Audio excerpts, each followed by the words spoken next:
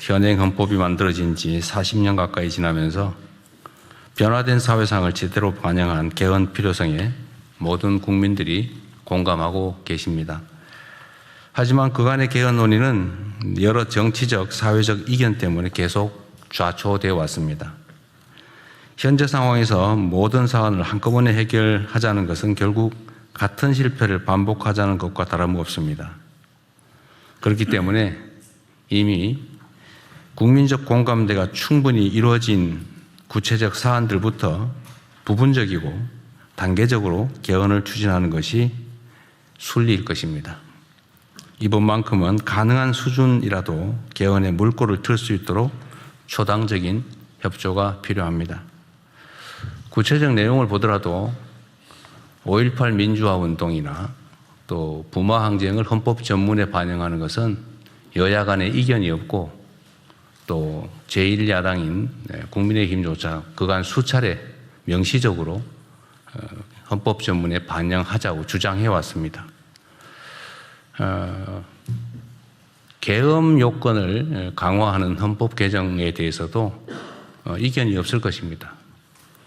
얼마 전에 국민의힘 측에서도 계엄에 대해서 반성의 뜻을 표한 바가 있기 때문에 다시 그러한 국정 문란이 발생하지 않게 하는 것은 역시 이견이 없을 것으로 보여집니다. 지방자치 강화 부분도 역시 마찬가지로 이견이 없고 특별히 이해관계가 충돌할 가능성이 없습니다. 이렇게 명시적으로 모든 정치 세력들이 동의했던 사안들, 이런 사안들에 대해서는 이번 지방선거에 즈음해서 동시에 개헌을 얼마든지 할 수 있을 것으로 보여집니다. 이해타산을 따지지 말고 또 정략적인 판단보다는 국가의 미래와 국민의 삶이 훨씬 더 중요하기 때문에 가능한 합의가 될 수 있도록 설득하고 또 타협하고 토론하기 바랍니다. 덧붙여서 몇 가지 좀 추가로 말씀을 좀 드리도록 하겠습니다. 다주택자 양도세 특혜에 대해서 시한이 5월 9일로 다가오고 있습니다. 아마 지금까지는 5월 9일까지 허가를 완료하고 계약을 해야 된다라고 알려지고 있기 때문에 4월 중순이 되면 더 이상 매각이 불가능하다. 허가 신청 또 허가 승인 절차까지 시간 때문에 불가능하다. 이렇게 판단하는 것 같습니다. 뭐 그렇게 할 필요가 있을까 싶습니다. 5월 9일이라고 하는 시한은 우리가 지키되 5월 9일까지 허가 신청을 한 경우까지는 허용을 하는 게 어떨까 싶습니다. 필요하다면 해석을 명확하게 하든지 아니면 규정을 개정하는 것도 검토해 봐 주시기 바랍니다. 덧붙여서 이런 민원이 많습니다. 다주택자들의 그 주택에 세입자들이 있는 경우는 그 세입자의 임대기간 만료까지는 무주택자가 매입할 수 있도록 허가해 주도록 되어 있습니다. 우리가 그렇게 규정을 개정하다 보니까 1주택자들도 나 새 놓고 있는 집 팔고 싶은데 왜 우리는 못 팔게 하냐. 뭐 다주택자한테 왜 혜택을 주고 1주택자에게는 왜 혜택을 안 주냐. 뭐 왜 불이익을 주느냐. 이런 반론들이 많습니다. 당초에는 이게 소위 단기간이나마 갭투기를 허용하는 꼴이 돼서 다주택자에게만 그런 기회를 부여했습니다. 왜냐하면 이게 혹여 수요를 자극하지 않을까 해서 그렇게 했던 것인데 지금 상황은 수요를 자극하기보다는 공급을 늘리는 효과가 훨씬 더 클 것으로 판단이 됩니다. 관계부처는 이 문제에 대해서 과연 어느 쪽에 영향을 미칠지 수요를 늘리는 효과가 더 클지 아니면 공급을 늘리는 효과가 더 클지를 객관적으로 잘 판단하고 특히 1주택자도 세 주고 있는 집 팔겠다는데 왜 못 팔게 하냐라는 항변도 상당히 일리가 있기 때문에 이 점도 고려해서 시행령 개정을 검토해 주기 바랍니다. 다음 국무회의까지는 판단할 수 있게 주시면 좋겠습니다. 충분히 논의해 보시고요. 또 이런 얘기들이 좀 있어서 하나 우리 각 부처에 당부를 드리고자 합니다. 각 부처 간에 이 협업해야 될 일이 많습니다. 이 소위 국정을 하다 보면 각 부처별로 이렇게 업무가 구분이 지어져 있죠. 그리고 약간의 기관 이기주의도 작동을 할 수 있습니다. 그런데 잘 생각해 보면 우리가 국정을 나의 이익을 위해서 하는 게 아니라 우리 국가와 국민을 위해서 맡은 일을 대신하는 것인데 그 칸막이 속에서 기득권을 주장하거나 뭐 우리 기관이 훨씬 어떤 게 더 유리하냐 이런 판단할 필요가 없습니다. 모두가 대통령이다, 국정을 다 책임지고 있다는 생각을 하시고 부처의 칸막이를 넘어서서 필요한 협의를 충분하게 해 주시기 바랍니다. 근데 잘 안 된다고 해요. 관성 때문에 그럴 수 있죠. 그래서 혹시 각 기관 부처끼리 협의를 해 보시고 이게 타당한 일인데 협조가 잘 안 된다, 또 대화가 잘 안 된다고 하시면 국무회의에 공개적으로 요청하셔도 되고 개별적으로 저한테 메시지를 주셔도 됩니다. 혹시라도 뭐 그렇게까지 하기 싫다고 해서 방치를 하거나 이러는 경우는 없기를 바랍니다. 그래서 부처 칸막이 문제를 해결하지 못해서 해야 될 일을 못하는 상황이 발생하지 않도록 유념해 주시기 바랍니다. 그건 있을 수 없는 일이죠. 그리고 또 하나 뭐 칭찬 말씀을 좀 드려야 될 것 같은데요. 제가 오늘 아침에도 보고 문서를 보니까 산불 발생 건수가 전년도 대비 또 10년 평균 대비 14.1%가 줄어들었다고 해요. 사실 작년 11월, 12월 뭐 이때까지만 해도 예년보다 산불 발생 건수가 엄청 많이 늘어나서 제가 대체 왜 산불이 이렇게 많이 나나 물어봤더니 무슨 강수량 문제도 있고 여러 가지 요인들이 있었다고 해요. 그 후에 각 부처들이 정말 많은 노력을 한 것 같습니다. 그러니까 산불 발생 요인들을 분류하고 또 거기에 맞는 대책들을 잘 강구했는데 예를 들면 뭐 농업 부산물 소각을 못하게 하고 파쇄를 지원하거나 이런 일 잘하신 것 같아요. 교육도 많이 한 것 같고 특히 농식품부가 열심히 한 것 같아요. 네. 어쨌든 잘하셨습니다. 14%가 줄어든 건 정말 많이 줄어든 거죠. 그리고 요즘은 우리가 조기 진화 출동이나 또 초기 대응을 강력하게 하는 것 때문에 산불 진화 속도도 엄청 빨라졌어요. 그래서 나중에 통계를 또 한번 내보겠지만 하여튼 발생 자체가 줄어든 것은 행정부처 여러분들의 적극적인 노력 덕분입니다. 감사드리고요. 우리 비서실에서 하든지 누가 하든지 제일 기여가 큰 부서들은 좀 찾아가지고 포상을 좀 하도록 하시죠. 네, 준비하겠습니다. 네. 그리고 마지막으로 지금 이제 우리가 이 중동 사태 때문에 바쁘기는 한데 그래도 우리가 해야 될 일을 놓치면 안 됩니다. 대한민국의 부동산 투기공화국 탈피라고 하는 국가 과제는 결코 소홀히 할 수 없는 일입니다.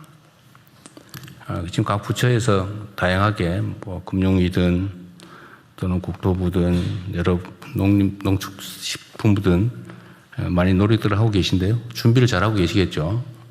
그러니까 예를 들면 세금 체제를 어떻게 만들 것이냐.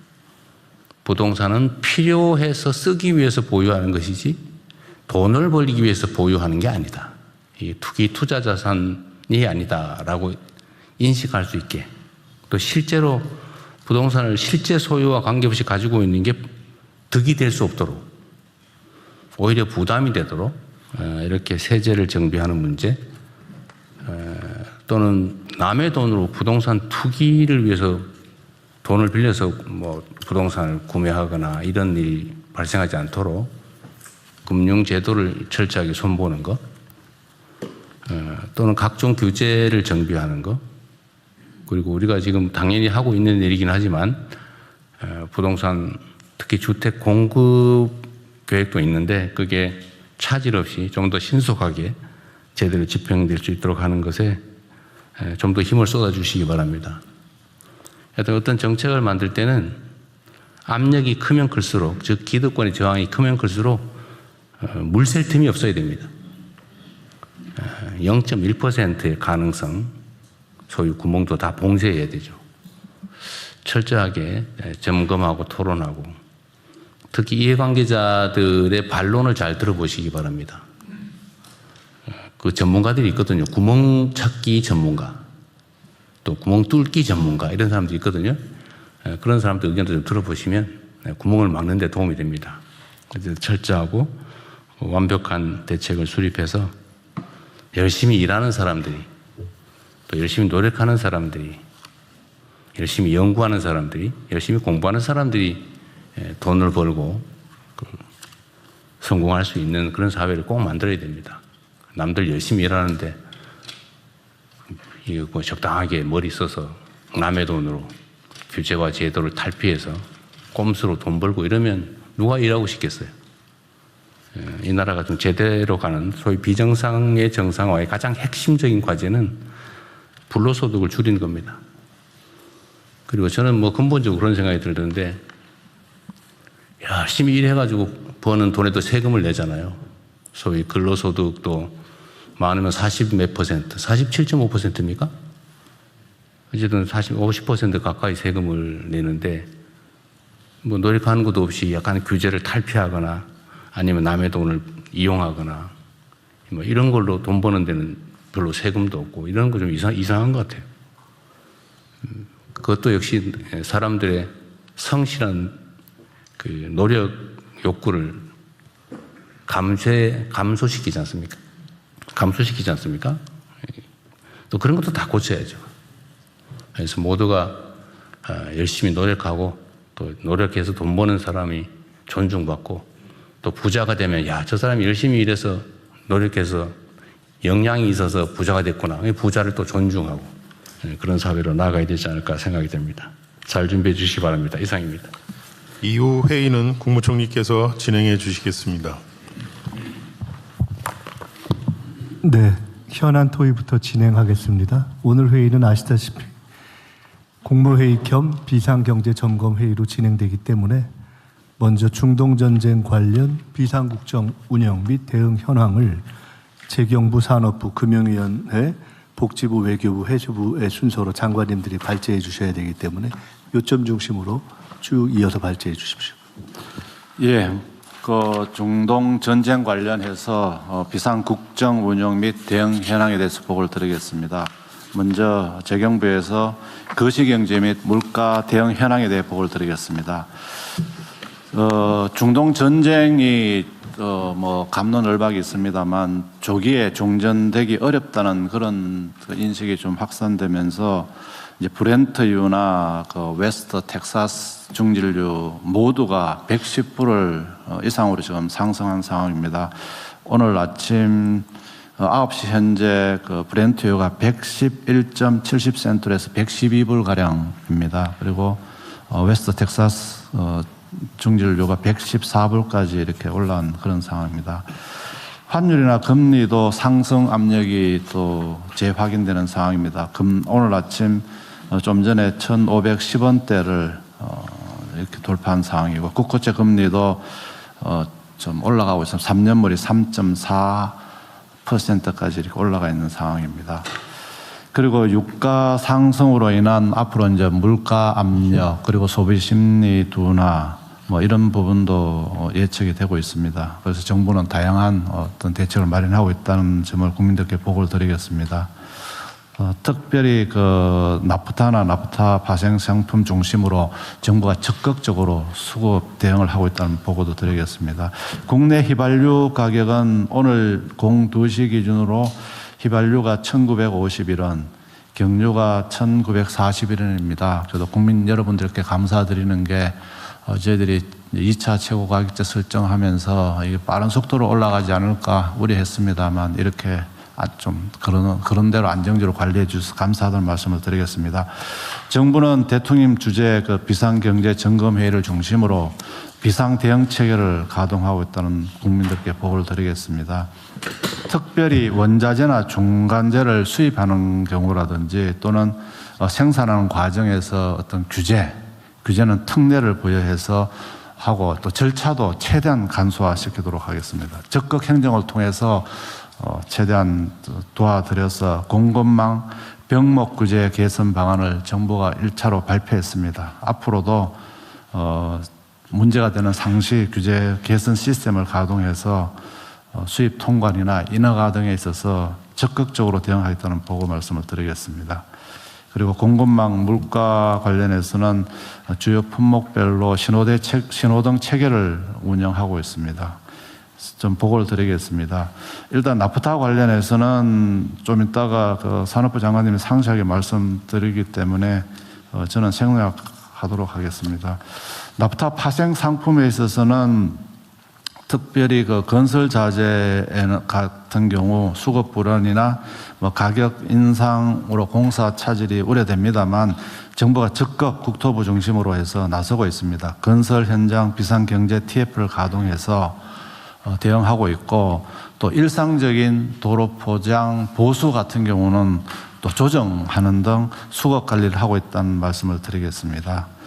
페인트 같은 경우도 원재료 가격 상승으로 많이 올랐습니다만 이 부분도 공급을 저희들이 감소에 대해서 적극 대응하고 있습니다. 그 특별하게 이 페인트 관련해서는 그 화학 물질 등록 신청 시에 유해성 시험 자료를 내야 됩니다만 이번에는 시험 계획서로만 대체하는 등 이런 노력을 통해서 수입 소요 기간을 대폭 단축하도록 하겠습니다. 그리고 포장재 같은 경우는 시중에서 많은 우려가 있습니다만 정부는 위생용품, 식음료, 포장재 가격에 대해서 재고를 관리하고 있습니다. 적극적으로 관리하고 그다음에 수액제 포장재 같은 경우는 우선 나프타를 공급해서 공급을 늘리도록 하겠습니다. 포장재 표시 규격 같은 경우도 과거에는 잉커, 각인 등 하는데 시간이 걸렸습니다만 이제는 이렇게 하지 않고 스티커를 붙여가지고 제조 기간을 단축하도록 하겠습니다. 의약품 포장재 변경 심사 같은 경우도 식약처에서 최대한 패스트 트랙으로 노력을 하고 있습니다.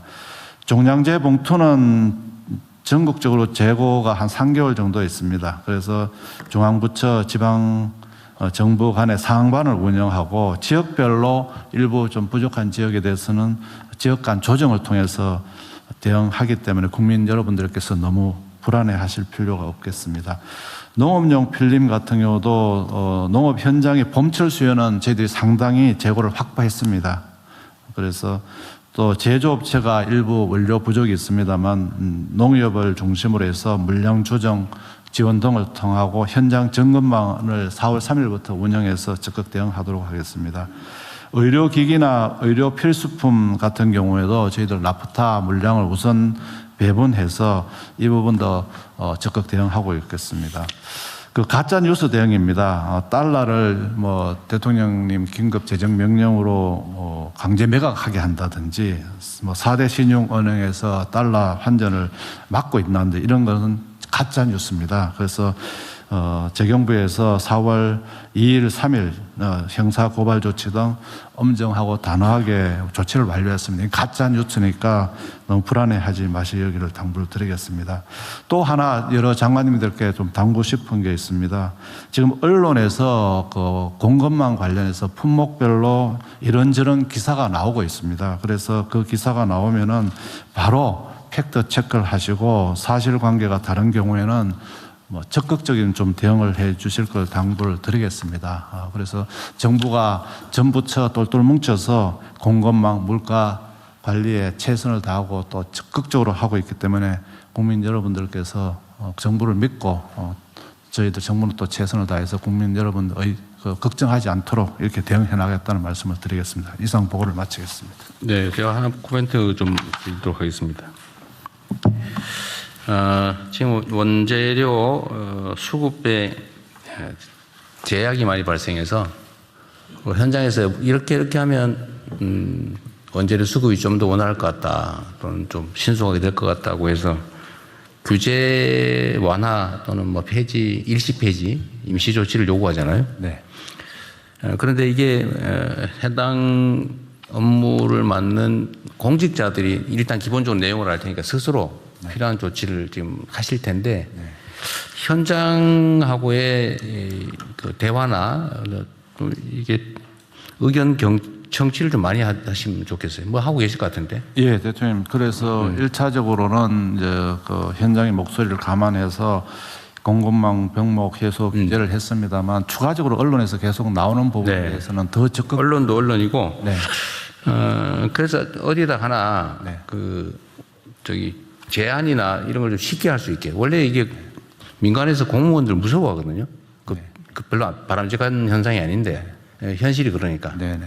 얘기하기 좀 껄끄럽거나 아니면 좀 그럴 수 있어서 이 장면을 보시는 우리 국민 여러분이나 아니면 기업들도 그냥 과감하게 편안하게 정부에 제안하면 좋은데 또 혹시 모르니까 예.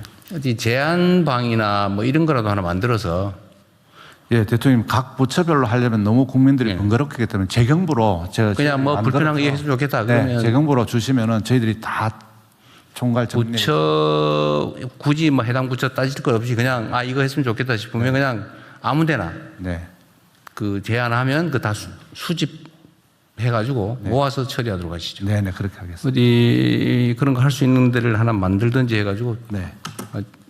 우리 공직자들 대부분 다 지금 요새 SNS를 하고 있으니까 우리 장관님들도 그렇고 제 개인 SNS도 활용하든지 해서 네. 어쨌든 좀 신고나 제안을 받을 수 있는 통로를 하나 만들면 좋을 것 같아요. 네네. 알겠습니다. 다 잘하고 계실 것 같긴 한데. 그리고 이 가짜뉴스 얘기 있잖아요. 심지어 이게 책임 있는 정치인들조차도 가짜뉴스를 퍼뜨리거나 아니면 가짜뉴스인 걸 모를 리가 없을 것 같은데 그 가짜뉴스에 기반해서 증폭시키는 일들을 하거든요. 저 경찰청도 와 계시죠? 경찰청 안 왔어요, 오늘? 예, 경찰청 오늘 불참했습니다. 그러면 행안부에서 좀 네. 지휘 삼아 잘 챙겨보시는데 이 가짜뉴스라고 하는 게 예를 들면 국정에 혼란을 주는 가짜뉴스는 전쟁 때 적군이 쓰는 수법이에요. 그죠? 네네. 원래 그 상대 적 진영을 교란시킬 때 제일 좋은 게 가짜뉴스를 퍼뜨려서 혼란을 초래하는 거거든요. 지금 이게 대한민국이 어쨌든 중동 전쟁으로 전시 상황인데 여기다 국정에 혼란을 주는 가짜뉴스를 의도적으로 퍼뜨리는 거는 이 반란 행위나 다름이 없단 말입니다. 이게 평소에 장난삼아 하는 건 차원이 다르죠. 그래서 이 국정에 혼란을 주는 국민들에게 영향을 주는 이런 가짜 뉴스에 대해서는 좀 더 강력한 대응이 필요해요. 필요하면 어디 스크린 팀을 하나 두든지. 네, 이미 그 허위 정보 유포 대응 TF가 경찰에 설치가 돼서 그래요? 지금 한 이전보다 가짜 뉴스에 대한 처벌이 한 40% 정도 늘었습니다. 네, 그러니까 신고 들어오는 거를 신속하게 처리하는 것도 중요하지만 네, 네. 적발. 신고 오기 전에라도 좀 예. 적발해서요. 소위 이 가짜뉴스 버티는 루트가 거의 비슷하거든요. 네. 이거 선제적으로 좀 스크린을 좀 하면 좋겠습니다. 예, 그렇게 시스템을 좀 가져도록. 그렇게 지시하겠습니다. 네.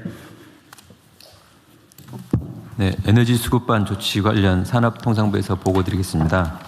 지난 목요일 4월 2일부로 원유와 천연가스에 대한 자원안보 위기경보가 각각 한 단계 격상되었습니다. 전쟁 장기화에 따른 비상 상황에 맞게 범부처 모든 국민들과 함께 대응한다는 원칙 아래 에너지 수급 전반을 안정적으로 관리해 나가겠습니다. 먼저 석유입니다. 정부와 민간이 함께 노력한 결과 국내 도입이 예정된 대체 원유 물량 규모에 큰 진전을 보이고 있습니다. 오늘 일본이 5월달 지난해 대비 한 60% 수준, 지금 4월달은 한 20% 일본이 확보했다는 보도가 있었습니다. 우리는 내년 대비 4월은 한 60% 수준, 5월은 70% 수준 확보한 상황입니다. 앞으로도 전방위적인 지원을 통해 물량을 더욱 확보해 나가겠습니다. 주요 산유국 대상 고위급 아웃리치를 정부 간 협력을 강화하고 통상 네트워크도 최대한 가동하겠습니다. 민관 협력 체제를 강화하여 추가 물량 확보에 총력을 기울이겠습니다. 3월 31일부터는 정부 비축이 수압 제도를 활용하고 해수부 협조로 일정 요건을 갖춘 원유 운반선의 홍해 통항도 허용하는 등 민간의 추가 물량 확보 노력도 더욱 뒷받침해 나가겠습니다. 수요 관리도 계속 강화하겠습니다. 4월 8일부로 공공기관 차량 2부제, 공영주차장 5부제를 실시하고 4월 내에 출퇴근 시간 대중교통 혼잡 완화 대책도 마련하겠습니다. 민생과 직결되는 석유 제품 가격 안정도 적극 나서겠습니다. 최고 가격제가 취지에 맞게 시행되도록 정유사와 주유소 가격을 실시간 모니터링하고 시장 교란 행위에 대한 범부처 합동 단속과 제재도 지속적으로 강화해 나가겠습니다. 다음은 나프타와 석유화학 제품입니다. 공급망 전반에 영향을 미치는 나프타 수급을 위해 최선을 다하겠습니다. 나프타와 그 대체 연료인 LPG, 콘덴세이트의 수입 비용을 지원하기 위해 4,695억 원의 추경안을 마련하였습니다. 추경 예산이 통과되면 4월 1일 계약 물량부터 소급 지원하여 나프타 도입이 확대될 수 있도록 하겠습니다. 실제로 추경안 정부안이 발표된 이후 기업들도 보다 적극적으로 나프타 확보에 나서고 있는 것으로 파악됩니다. 석화 제품에 대해서도 보건의료, 핵심 산업, 생활 필수품 원료 공급을 최우선하여 수급을 철저히 하겠습니다. 산업부 내 TF를 구성하여 50개 품목에 대해서는 관련 부처와 함께 매일 수급을 모니터링하고 있으며 중점 관리 중입니다. 마지막으로 천연가스입니다. 대체 물량을 확보하여 연말까지 수급 관리는 가능할 전망입니다. 카타르와 호주 등 주요 수출 동향을 계속 모니터링하면서 필요한 수급 조치를 계속 해나가겠습니다. 관련하여 원전 이용률을 높이고 석탄 발전 폐지 기한을 연장하는 등 천연가스 가격 상승에 따른 영향도 최소화해 나가겠습니다. 다음 페이지는 지난 회의 때 지시하셨던 출퇴근 시간대 대중교통 혼잡 완화와 전기차 보조금 개편에 대한 국토부와 기후부의 관련 조치 사항입니다. 이상 에너지 수급반 발표를 마치겠습니다. 지금 출퇴근 시간 대중교통 혼잡 완화 방향은 국토부하고 기후에너지부가 어쨌든 잠깐 설명을 좀 해주시죠. 네. 국토부 먼저. 예. 현재 출퇴근 시간대 대중교통 혼잡 완화를 위해서 다양한 형태로 검토되어야 한다고 보고 있는데요. 이제 핵심적인 건 출퇴근 유연화를 시도해서 특정 시간대에 몰릴 수 있는 그런 점들을 극복하는 게 매우 중요하다고 생각하고 있고요. 여기에 따른 대국민 캠페인을 포함해서 또 요금에 대한 일정한 차등 적용을 통해서 강제할 수 있는 방안까지 해서 종합 대책을 4월 말까지 마련하는 걸 원칙으로 진행하고 있습니다. 출퇴근 시간 유연화 문제는 공공 영역부터 조금 가능한 범위 내에서 네. 좀 시행을 선제적으로 저도 해볼 것 같아요. 그리고 재택근무도 그때 한 번 해본 일이 있는데, 네. 이것도 지금 검토하고 있는 중이죠. 예, 재택근무 검토는 하고 있습니다. 지금 고유가 문제도 있고, 어쨌든 차량 운행 제한도 일부 시행을 하고 있기 때문에 출퇴근하시는 분들이, 우리 국민들이 대중교통 이용하려면 불편함이 좀 적어야 되는데 안 그래도 지금 출퇴근 시간이 과밀해가지고 힘들잖아요. 네. 근데 어쨌든 그 부분을 좀 분산시키거나 완화할 방법들을 지금부터라도 시행을 일부라도 해야 되지 않을까 싶어요. 예, 우선 시행을 뽑아서 또 우선 시행할 수 있도록 네. 그렇게 하겠습니다. 네. 네. 잘 아시겠습니다만 그 경계 단계로 에너지 안보 위기가 격상돼서 4월 8일부터 공공은 차량 2부제를 시행을 하고 민간 영역은 공공 주차장 전국에 한 3만 개 정도 있습니다. 그 공공 주차장에는 민간이 5부제를 적용해서 그 해당 차량은 공공 주차장 이용을 제한하는 게 4월 8일부터 시행이 됩니다. 그 기후에서 홍보도 더 열심히 하고 특히 정부가 공공기관이 더 모범을 잘 보일 수 있도록 만전을 기하고 있습니다. 전기차 보조금이 지금 저번에 제가 잠깐 말씀드렸는데 네. 지금 부족하다, 다 소진됐다 이런 데가 어디 있었죠? 네, 그게 이제 분기별로 지방 정부가 분기별로 편성을 하는데 그 과거 사례를 그 고려해서 조금 편성을 한 게 이제 품절이 됐는데요. 그 기재처랑 저희가 협의를 해서 지방정부 예산이 떨어지더라도 우선 중앙정부 예산을 먼저 선 집행하고 추후에 정산하는 걸로 제도를 바꿔서 전기차 보조금 지급이 모자라서 차를 못 사는 일은 지금 막았습니다. 그럼 지금 이미 시행되고 있다는 거예요. 기획예산처는 어디 계시죠? 예. 협의를 그렇게 마쳤습니다. 그래서 이제 후반기 집행 부분을 미리 좀 당겨서 쓸 수 있도록 이렇게 좀 조치를 취하는 걸로 교부랑 함께 협의를 했습니다. 아니, 그러니까 그게 현재 집행이 되고 있냐 그 말이죠. 네, 시행이 되고 있습니다. 그럼 지금부터는 네, 오늘부터 내일부터라도 살려면 살 수 있어요? 살 수 있습니다. 그럼 다행이고.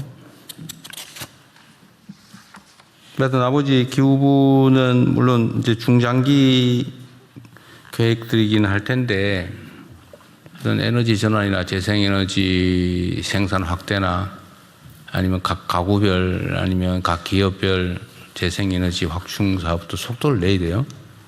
조금 이따 에너지 대전환 보고. 거기 들어있나요? 네. 알겠습니다. 네. 예, 금융위원회에서 금융안전방 내용 보고드리겠습니다. 먼저 국내 금융시장 동향입니다. 주식시장은 지난주 흐름은 종전 불확실성이 커지면서 변동성이 재차 확대되는 모습입니다. 오늘은 들어오기 전에 보니까 9시 40분 정도에 한 1.3% 다시 상승으로 시작했습니다. 전반적인 흐름은 중동 전개 양상에 크게 영향받는 글로벌 주가에 동조화되는 흐름이고요. 국내 시장은 지금 이번 주부터 발표되는 1분기 국내 기업 실적에 관심이 많이 쏠려 있는 상황입니다. 채권 시장을 보면 긴급 바이백, 윗비 편입 등 긍정적 요인과 더불어 중동 불확실성이 다시 고조되면서 시장 금리의 일일 변동성이 확대되고 있습니다. 다만 기업들의 회사채 발행 여건은 아직 악화되지 않은 모습입니다. 대응 방안으로는 중동 상황 장기화에 대비해서 금융부문 비상대응 체계를 적극 가동하고 있습니다. 민생 실물 경제 지원의 경우 정책금융 지원 프로그램이 3.1조 원 집행이 됐고요. 또 은행권의 경우 피해 중견 중소기업 대상 신규 자금을 3.7조 원 공급했고 소상공인에 대해서도 0.7조 원, 그다음에 기존 대출 만기 연장이 3조 원이 시행이 된 바 있습니다. 카드사별로 민생경제 지원을 위한 주요 특화 카드 혜택 확대가 4월 1일부터 그 회사별로 시작이 되고 있고요. 그다음에 캐피탈사에서는 화물 운송업계 경영 부담 완화를 위해서 화물차 할부금융 원금 상환 유예가 4월 10일부터 순차적으로 시행될 예정입니다. 그리고 산업 현장의 금융애로 등 해결을 위해서 릴레이 간담회를 지금 시행하고 있습니다.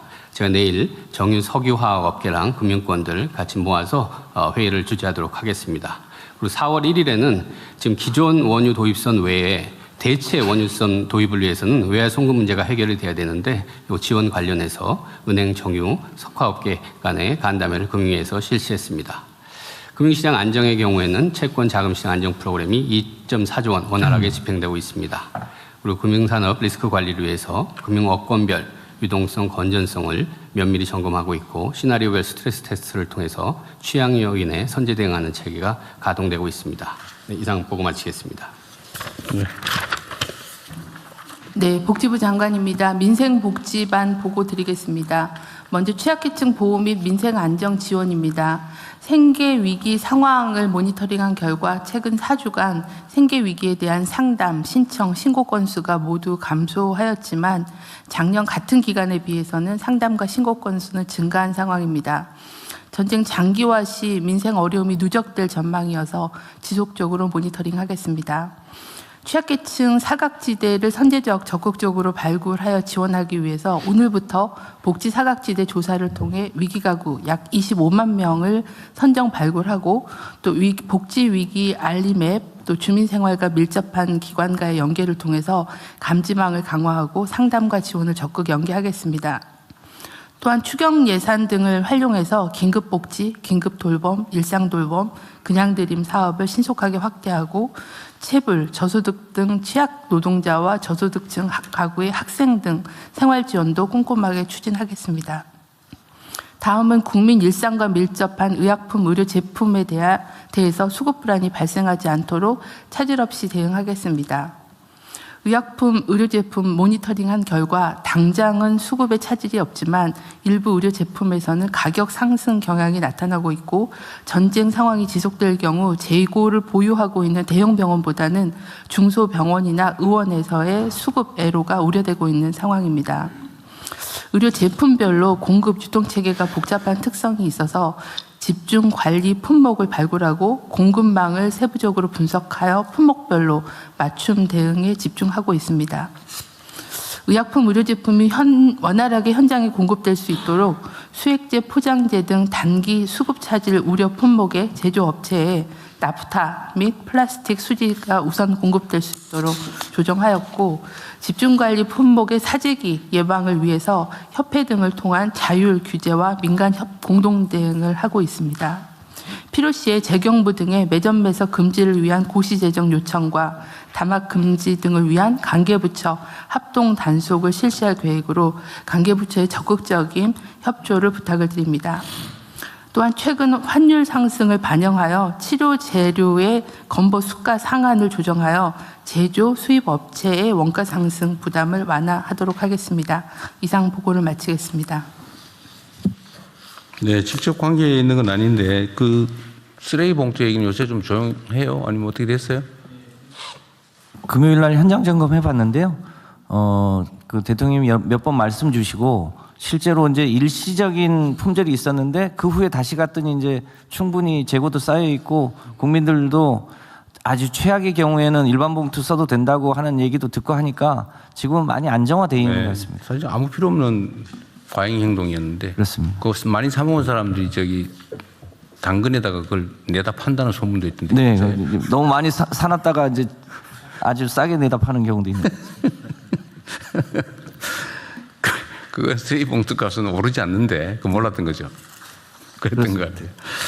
어쨌든 하여튼 그런 것도 다 이게 쓸데없이 그 선동이나 이런 것 때문에 생긴 일이잖아요. 거기도 가짜 뉴스가 있었습니다. 그리고 저기 복지부 아까 이게 상담은 42%가 늘었는데 신청은 18%가 줄고 신고도 늘었다. 이게 상담은 많은데 실제 해당이 덜 됐다 그런 뜻인가요? 네, 그 신고 같은 경우는 이제 저희가 복지 위기 알림 앱이라고 그래서 이제 뭐 통장이나 반장 이런 분들이 그 복지 위기 알림을 깔고 주변에 그러신 분이 있으면 신고를 해주시거든요. 최근에 가입자가 많이 늘어서 그런 것들이 좀 영향이 있는 걸로 보고 있습니다. 지속적으로 모니터링하겠습니다. 네, 알겠습니다. 아까 금융위원회 지나가 버렸는데 하여튼 잊어버릴까 봐 말씀을 한번 드리도록 할게요. 이게 지금 이제 경제 상황이 어려워지면 금융 약자들 문제가 또 심각해지잖아요. 네. 그런데 전체적으로 어쨌든 금융위도 지금 몇 달 되셨으니까 이게 소위 빚쟁이들을 갚을 능력이 없는 빚쟁이들을 이 사람 빚쟁이라고 딱지를 붙여가지고 경제 활동도 제약을 하고 잔뜩 묶어 놓은들 국가 경제에 도움이 안 되잖아요. 그래서 원래는 이거를 뭐 파산 절차를 좀 쉽게 한다든지 채무 조정을 해준다든지 해서 정상적인 결제 활동 인구로 복귀시키는 게 국가 사회적으로도 도움이 되고 그게 뭐 채권자 입장에서도 구부 어차피 못 받는 거 장부 잔뜩 많이 가지고 있어봤자 의미가 없지 않습니까? 네. 조정이 실제로 회수하는 게 중요한데 우리나라가 그 유독 그 빚쟁이들한테 소위 채무 탕감을 해주거나 파산을 해주거나 채무 조정해 주는 거나에 대해서 막 뭐 도덕적 해인이 어쩌고 해가지고 매우 좀 인색한 편은 아닙니까? 네. 좀 그거 어떻게 좀 개선은 좀 돼가고 있어요. 네, 그 금융권 같은 경우도 말씀하신 대로 금융권에서 먼저 사전에 채무 조정들을 많이 해야 되는데요. 그런 부분들도 이제 금융권이 적극적으로 했고요. 말씀하신 대로 연체 채권을 자꾸 매각을 하거나 그래서 저 밑에 가면 영세하는 사람들이 굉장히 과도한 추심하는 이런 부분들도 그래서 금융권에서 일정 부분은 아예 자기가들이 아예 소각을 해서 하고 그다음에 소멸시효를 너무 장기적으로 만성적으로 연장하는 부분도 저희들이 그 제도 인센티브를 바꿔나갔고요. 그걸 하게 되면은 결국 나중에 자기가 그 이익 본 거를 그걸 다시 되돌리는 식으로 해갖고 저희들이 그런 조치를 해놨습니다. 이게 이제 그런 제도들을 만들어도 실제로 작동을 해서 일정 기간이 지난 다음에 객관적인 데이터상으로 예를 들면 연체 채무자 총수가 줄어들고 이렇게 해야 개선되는 거잖아요. 네, 네. 뭐 아직까지 그걸 뽑아보지는 않았을 것 같은데 어쨌든 그 실제로 작동을 꼭 해야 됩니다. 그리고 금융기관 입장에서도 상식적으로 보면 이게 연체가 일정 정도 되면 한 10% 정도 받고 팔아치우잖아요. 네. 즉 90% 포기하잖아요. 그 채무자들한테 반만 깎아주든지 그 몇 달 연체되면 한 반 깎아주든지 3분의 1 깎아주든지 하면 다 제대로 낼 텐데 그거를 굳이 껴안고 있다가 10% 받고 일괄 매각해가지고 그 대부업체나 이런 데서 막 교인들 괴롭히고 부당이득 없지 않습니까 사실은. 네. 이게 너무 사실은 이 원시적이에요. 이 금융제도가 아니 그렇게 운영되면 안 되지 않습니까? 예를 들면 나중에는 결국 2, 3%로 거래되잖아요. 그러니까 100건 중에 2건만 받으면 본전이에요. 그냥 막 전부 괴롭히고 부당하게 이익 얻고 그런 걸 말로 합니까 도대체. 아예 탕감해버리는 게 훨씬 더 낫고. 그리고 원래 금융기관은 빌려줄 때 채권자의 잘못도 있는 거잖아요. 맞습니다. 네. 채무자만 잘못한 게 아니고 채권자들도 충분히 심사하고 또 거기에 대한 보완 장치가 다 돼 있지 않습니까? 삼각제도 있잖아요. 예를 들면 2, 3%는 돈 못 갚을 거다라고 보고 그 원리금까지도 다 비용으로 계산해서 다른 채무자들한테 다 받자는 미리 다 받아놓잖아요. 미리 준비까지 해놓고. 근데 그걸 그렇게 잔인하게 막 바닥을 팍팍 긁어가지고 막 10년, 20년 평생 쫓아다니면서 받게 해야 되냐. 그 전혀 자본주의적이지도 않고 시장주의에 어울리지도 않잖아요. 모두에게 도움이 안 되는. 그러니까 이런 인식 개선도 노력도 좀 해야 될 것 같고요.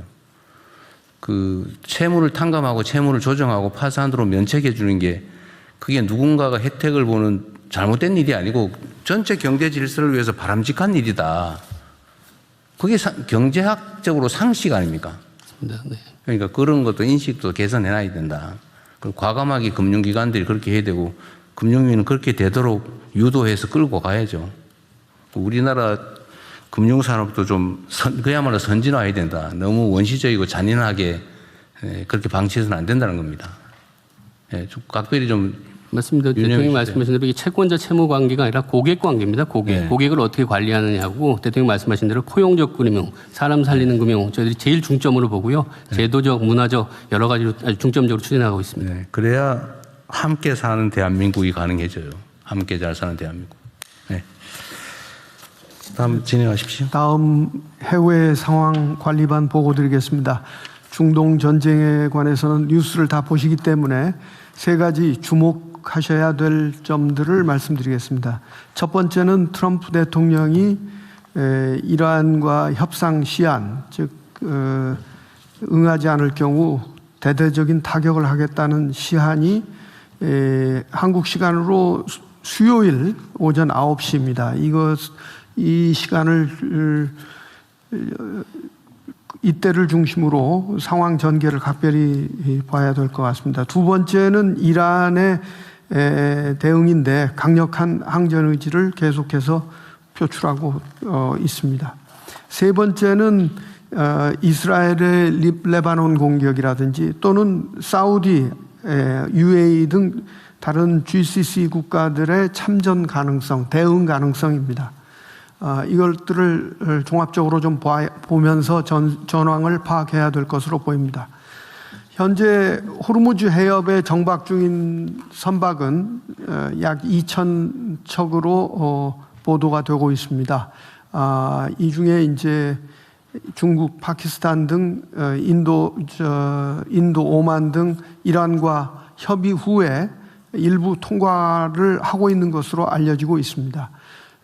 최근에 일본과 프랑스 선박도 통과했다고 보도가 됐는데 이것은 예를 들어 일본 정부와는 무관하게 오만과 인도와 관련된 선박이어서 선주가 그렇게 했다는 것을 확인을 한 바 있습니다.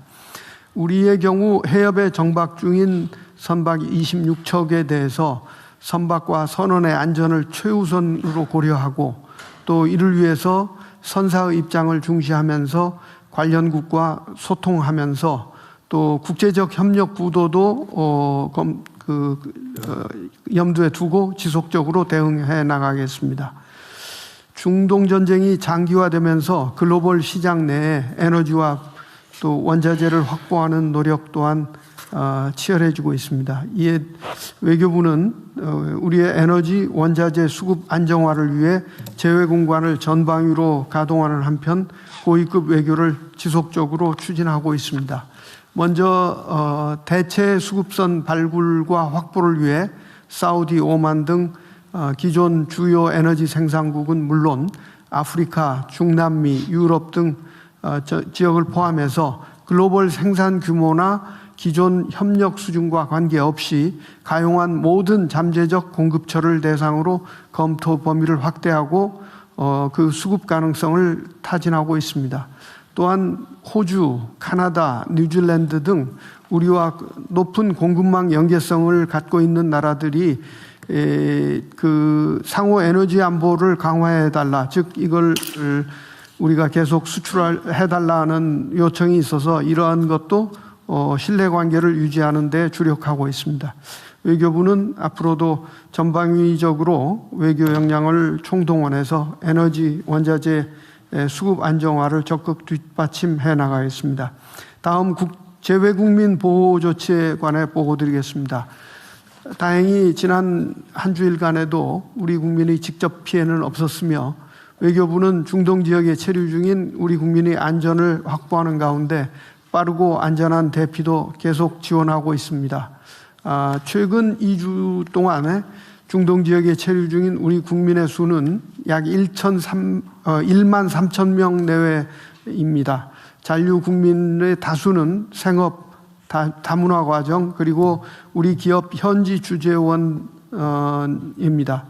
외교부는 우리 국민들과 지속 소통하면서 출국을 독려하고 있습니다. 지난주에는 3명의 출국자가 이라크, 바레인으로부터 있었습니다. 또한 최근에 이란이 미국, 이스라엘과 연관된 그 영내 기업 또 인프라 등에 대한 공격을 하거나 실제로 또 경고하고 있어서 외교부는 현지 우리 국민들에게 이런 데 접근하지 않도록 강력하게 권고해오고 있습니다. 또한 외교부는 그래서 이러한 정세의 악화 가능성을 감안해서 잔류 국민들의 대피를 계속해서 지원하고 권고하겠습니다. 이상 보고를 마치겠습니다.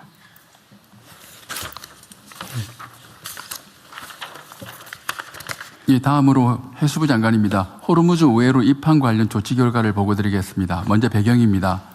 중동 전쟁 이후 호르무즈 해협이 봉쇄됨에 따라 홍해 내 사우디 얌보항을 통해 원유를 선적 운송하기 위한 신속한 조치가 필요한 상황입니다. 참고로 얌보항은 사우디 서부 홍해 연안의 수출항으로서 1200km 길이의 파이프라인을 통해 동부 유전지대에서 원유를 공급받고 있으며 이를 최대 500만 배럴을 처리하고 있습니다. 이 아덴만에서 홍해로 들어가기 위해서는 바벨만뎁 해협을 반드시 통과해야 됩니다.